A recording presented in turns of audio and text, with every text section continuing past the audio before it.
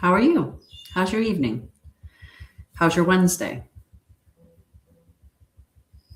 Hi, Small Rice. Hi, Salasia. Hello, sweetheart. How are you? Right. You're like, I got to find the right channel. That one's fine and well, but it has to be this one. Hi, Brenda. How are you? Hi, Brian. I don't know if you stayed. I don't know who stayed, but I saw names. Hmm. How come? What's going on? Why are you stressed and anxious, sweetheart? And you're not really stressed and anxious. You are feeling or experiencing lots of stress or lots of anxiety. Yeah. I'm always here for you. You just message me. Hello. Hello. Hi, Dwayne. hmm Tomorrow is there's it's just me and Carol.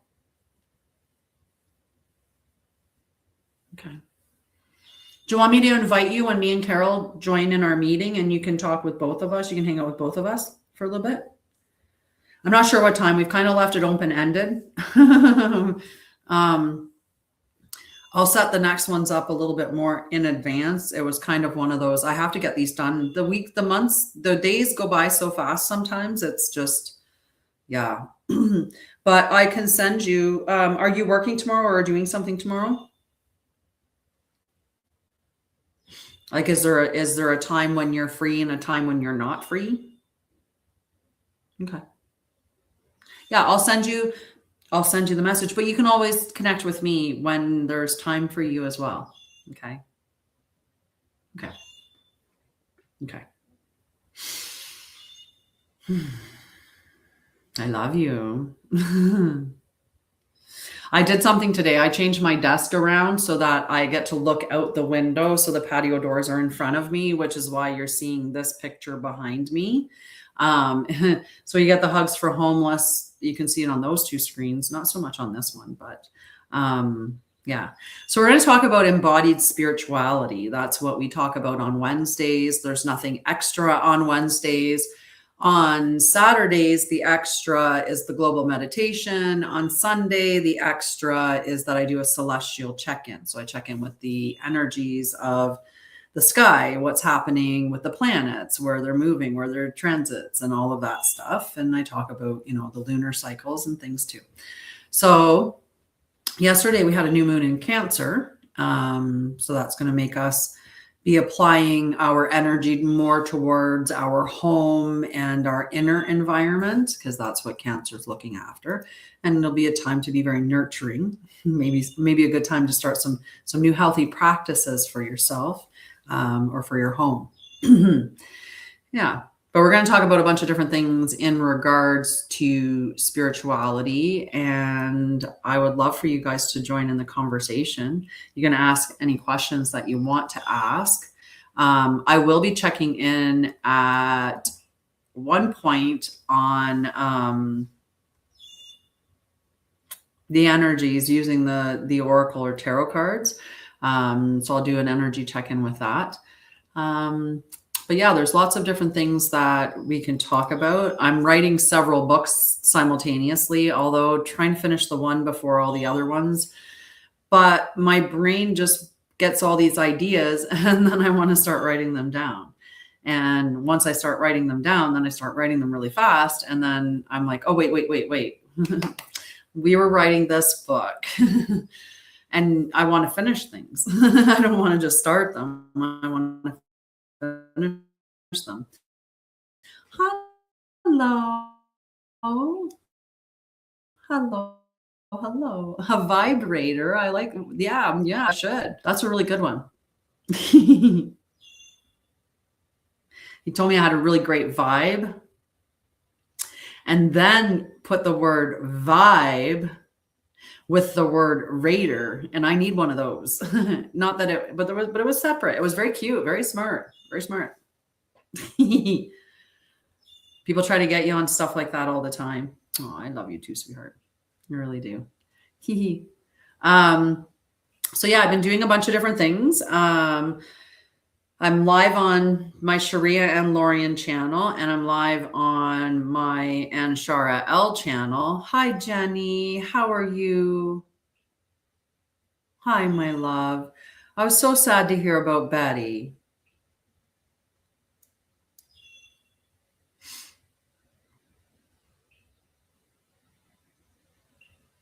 I was very happy to hear about your trip, though.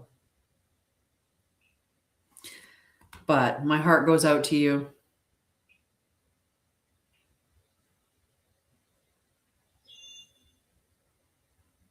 Losing a pet is never easy at all. And nobody wants to think about their pet. Right? And that's the important thing. She was such a sweetheart. They all are.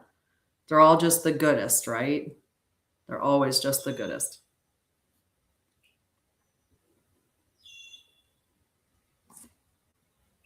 Hello. Right? That's more important, is that she's not in pain anymore. And yeah. Hi, chickadee. How are you? You guys are up there getting all that smoke from the fires. That sucks. Are they close to you at all? Hello. Yeah. Well, it's ridiculous because they were spraying with glyphosate, and glyphosate is known to turn forests into tinder. Like that makes them highly flammable. And then nothing to start it, right? Yeah. Yes, and that's beautiful. That's absolutely beautiful. You know, I think about my dog Cat, and like now is the best time of his life. We don't put any energy. I tell him all the time, he's just a young pup. He's just a baby doggo. He's just a baby. And I say that so much so that hopefully he's in his mind, I'm just a baby. I got lots of life left of me. If it works, great. But I'll treasure every day that I have with him. Yeah, like being in Alberta when they had the Fort McMurray fires, it's understandably how scary it is. Mm-hmm. Yeah. Which area are you living in? Oh, shoot, I covered up my screen. Yeah. I wouldn't see if anyone was there. That was not good. Not good. But we're good now. Well, I'm going to send you lots and lots of beautiful, loving energy, okay, and compassion. And do know that she is absolutely okay. I love you, sweetheart. Yeah, a lot of smoke up there, hey? Yeah.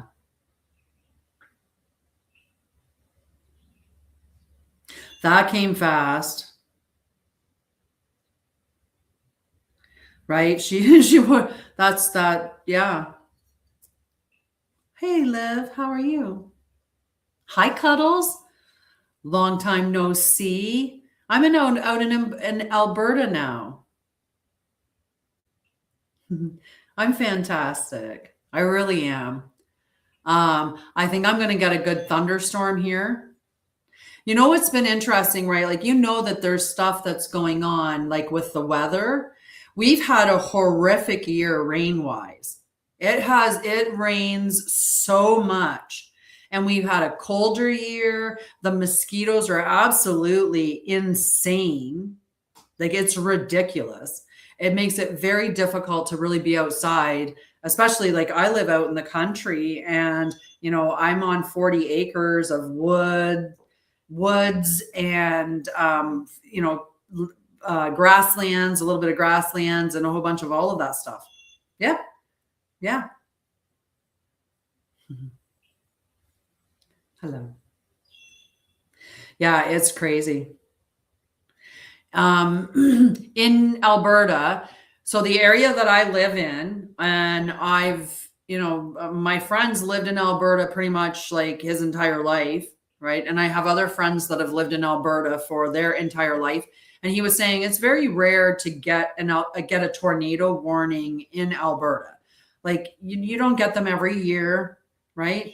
But I've had 5 or 6. Yeah, I have. I've had 6 tornado warnings this year. I've had one that touched down like a couple blocks away. Like, it's crazy.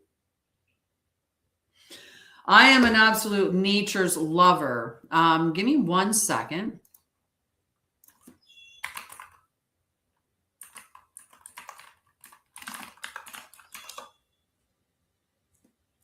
Yeah, they've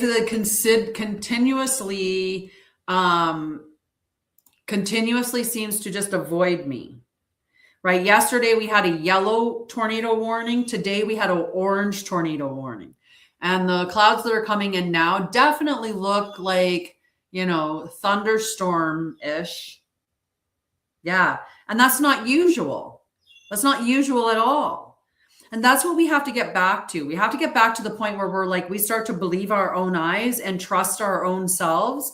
But we've been giving that away for so long. We just believed that the scientists were always telling the truth, that Food and Drug Association or Health Canada or those things were for the people, not for the pharmacologies or like for the pharmaceuticals or for the government or for, right? Like all the lies and manipulation that had us thinking that, you know, we could trust authority or we could trust those people that claimed to have knowledge. Right. And now we're learning that they were the biggest deceivers of them all and are the ones doing all of this stuff. But a lot of people don't see it. They don't want to see it. And you can't make them. You can point it out to them. You can show them all the evidence that you wanted and they're just, nope, nope, nope, nope. You know, there's numbers of days where you see just perfectly blue skies. So for all the people that believe that condensation trails exist, short ones and long ones, right? They think that those exist and it's just condensation, and condensation is due to temperature and ice crystals forming and dissipating and blah, blah, blah, blah, blah. Right? So on the days when the skies are perfectly blue, what do they think? There's no planes flying that day. There's no traffic. Or if they see a plane flying and there's nothing coming out behind it, do they believe that that plane's flying at a special altitude where it's not that cold? Do they think that a day that it's 32 and there's lines everywhere, that day was cold enough, but the day that it was 20 degrees out, it wasn't? Wouldn't that mean that every single plane that flew in the wintertime would always be dispersing cloud? Because it's the winter time, so the air is cold. Like, you wouldn't be able to fly a plane in Alberta because it would take off from the airport and immediately all of the vapor coming out, the exhaust coming out would turn into cloud and it would be a hazard. You wouldn't be able to fly it. It's minus 40. How would you fly in minus 40 if that's the case, right? Like, I don't understand why people don't think about all of it, all of the things.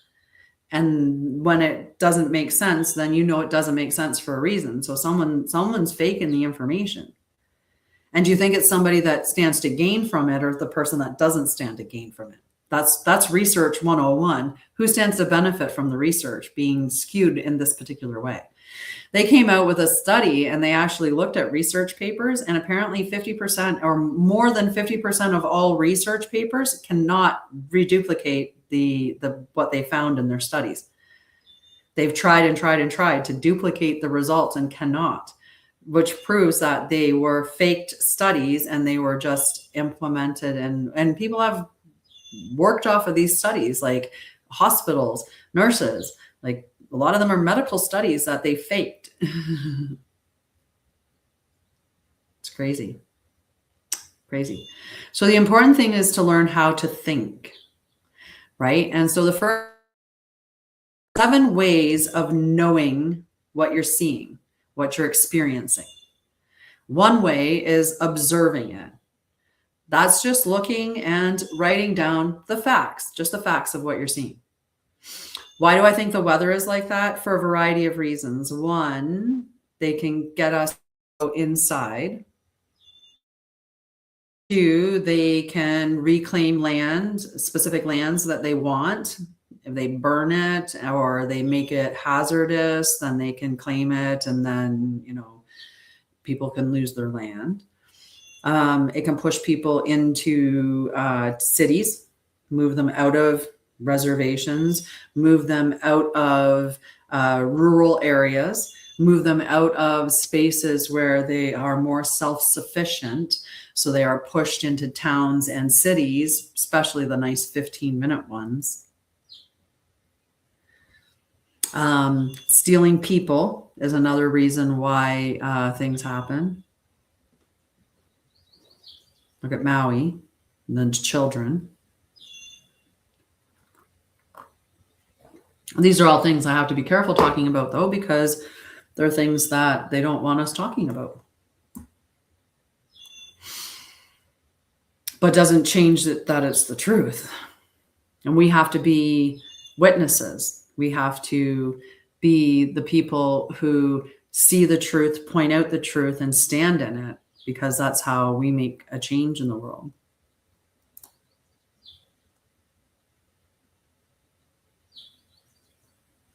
I will, sweetie. I'll check it out after the call. So what I want to do is to help teach you how to think critically, how to think for yourself, how to discern, how to find out what information is real. So I'm going to remember when we were hanging out and it was the School of Light. Remember when it was the School of Light? It's still the School of Light. I call it, yeah, they're all just conspiracy theories, AI. Just, that's all that they are. That's all. That's what we're talking about. It's just how interesting those things are. Not that they're true, right? They're just interesting. 11:11 on the time there. Actually, I think it was 18:11. I just couldn't see it.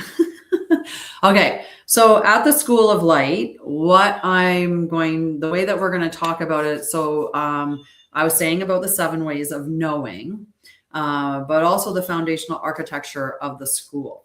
So human beings are born with extraordinary capacities for understanding reality. And these capacities are not separate from one another. They function together, constantly informing, correcting, balancing, and enriching one another. When one capacity becomes overdeveloped while the others are neglected, your understanding becomes distorted, or our understanding becomes distorted, right? I'm going to include myself in there. I've had distorted thought patterns before. If you have reason without relationship, you may become detached. If there's experience without discernment, it may become misleading. Evidence without wisdom can become reductionistic. If we have intuition without investigation, that could become projection. Observation without reflection could be incomplete. So likewise, these capacities, they mature together and they cultivate wisdom. The purpose of consciousness education is not merely to increase knowledge, it is to develop the whole human being For this reason, the way of knowing is explored through the same 4 concepts or components. Hi, Jer Bear. How are you? How are you? So the way of knowing is explored through 4 components. Okay. And these components provide a consistent rhythm throughout the school of light. Whether we are studying the nervous system, ecology, leadership, consciousness, communication, elemental field work, philosophy, or spirituality, the educational process remains the same. Whether students learn not only what something is, they learn how to cultivate it, how to embody it, how to recognize its maturation, and this rhythm becomes the heartbeat of learning. So the first thing we have is understanding. What is this capacity? Every way of knowing begins with understanding. Before we practice a capacity, we must first become familiar with it. Understanding explores the nature of the faculty itself, its purpose, its strengths, its limitations, its relationship with the other ways of knowing. This is not memorization, it's orientation. Hi, Opulence. How are you? It's orientation. So students begin to ask questions such as, what is observation? What is reason? How are you? I'm doing quite well. What is intuition? What is evidence? What is contemplation? These are the ways of knowing, right? Why has humanity relied upon this capacity throughout history? How does this capacity contribute to understanding reality? How can it become distorted? Right? Like I talked about with research, if the person that is funding the research stands to gain from the research being in a specific direction, then that conflict of interest that exists has to at least be flagged when you're looking at something, when you're learning about something, right? So what disciplines cultivated most deeply as well. So each way of knowing has its own history, its own language, its own methods, and its own gifts. Understanding provides that conceptual foundation upon which all later learning is built. Yet understanding alone is never sufficient. Knowing about something is fundamentally different from knowing through it. So that's the first part, is understanding. Then 2 is investigation. So how do we cultivate this capacity? Knowledge grows through participation. Every way of knowing must be exercised. Observation develops through observing. Surprise, right? Reason develops through reasoning. Relationship develops through relating. Contemplation develops through contemplating, right?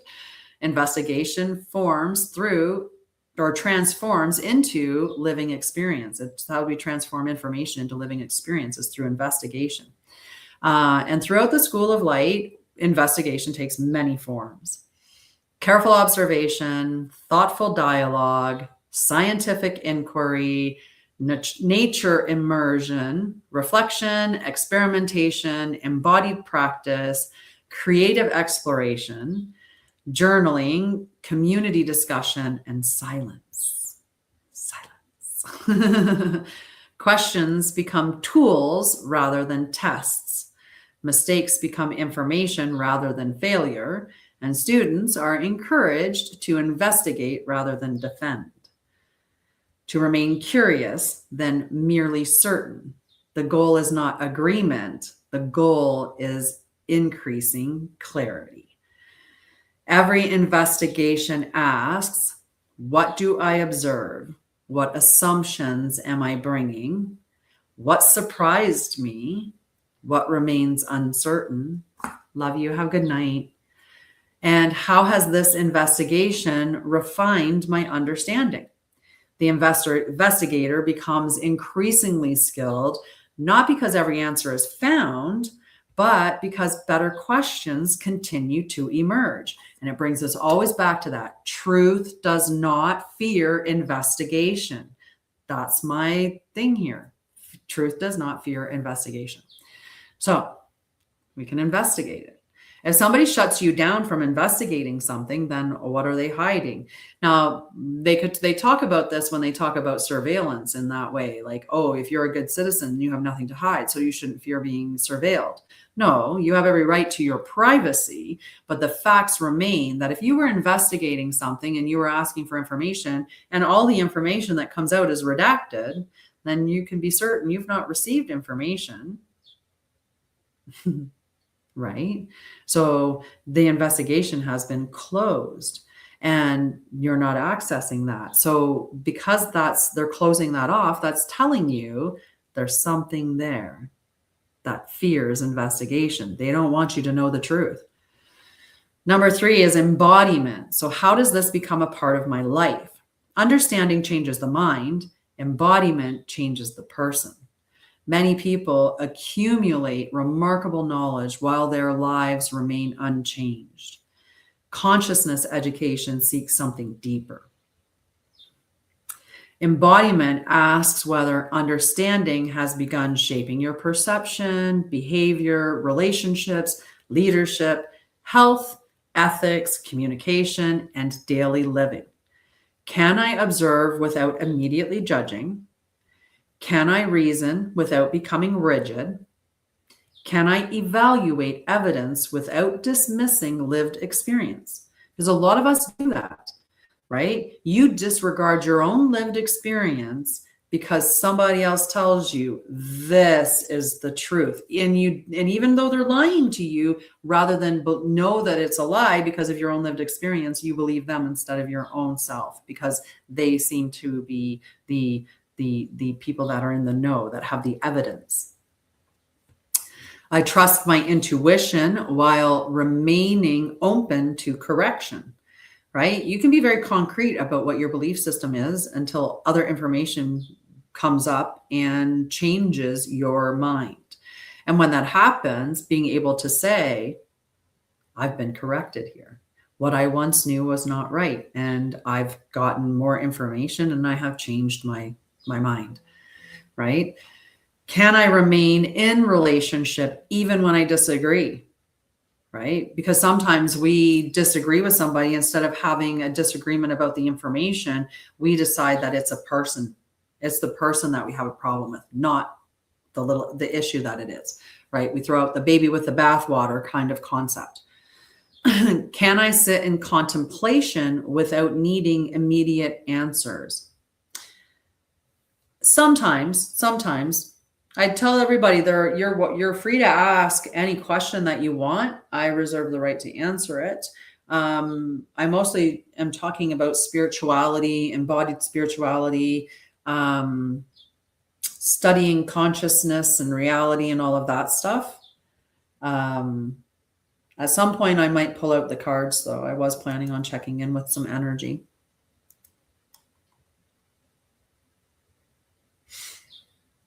So embodiment is revealed through ordinary life, how we listen, how we respond to conflict, how we care to our bodies or for our bodies, how we relate to nature, how we lead, how we serve, how we make decisions, how we hold uncertainty.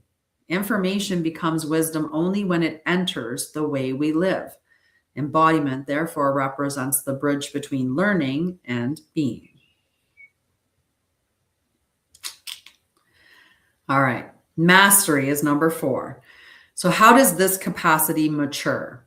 Mastery is often misunderstood. It is not perfection. It is not superiority. It is not possessing all the answers. True mastery is characterized by increasing refinement, increasing humility, increasing discernment, and increasing consistency. A master observer notices subtleties without rushing toward conclusions. A master thinker remains willing to revise understanding when new evidence emerges. A master scientist welcomes questions. A master naturalist continues learning from the land. A master contemplative does not become attached to extraordinary experiences. A master teacher continues to be a student. The deeper our understanding becomes, the more we recognize how much remains to be discovered. This is not discouraging, it is liberating. Mastery replaces certainty with confidence grounded in continual learning. Students, therefore, do not complete a way of knowing, they continue cultivating it throughout life. Every season, every relationship, every challenge, every discovery, every chapter of life offers another opportunity to deepen these capacities. Learning is not an event, it is a lifelong relationship with reality. Hi, honey, how are you? The living spiral. The 4 components are not linear steps to be completed all at once. They function as a living spiral. Understanding inspires investigation. Investigation deepens embodiment. Embodiment reveals the next level of mastery. Mastery expands understanding. And the cycle begins again. Each journey through the spiral reveals greater depth. The same lesson studied at 20 years of age will reveal something different at 40. The same forest walked in the spring will teach differently in the winter. The same question asked after profound loss may open wisdom unavailable during comfort. Growth is therefore not measured by how much information we possess. Growth is measured by the increasing depth, clarity, integrity, and compassion with which we engage reality. This is the educational philosophy of the School of Light. We do not seek merely educated minds, we seek integrated human beings.